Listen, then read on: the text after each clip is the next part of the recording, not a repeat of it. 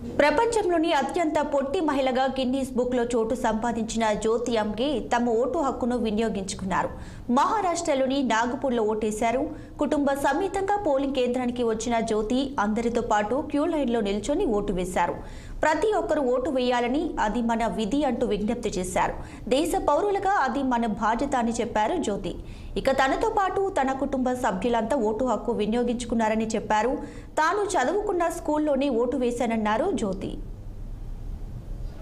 आज मुझे बहुत अच्छा लग रहा है क्योंकि मैंने आज वोट दिया है और मैं सबसे यही कहना चाहूँगा कि ये हमारा कर्तव्य है, हम देश के नागरिक हैं तो हमें वोट देना चाहिए, हमारा हक है। तो मैं आप सबसे यही अपील करती हूँ, मैंने वोट दिया है, मेरे फैमिली ने वोट दिया है, मैं आप सबको भी कहती हूँ ज़्यादा से ज़्यादा संख्या में इसमें वोट दें और वोट देने के लिए आए। मैं यही सबसे अपील करती हूँ।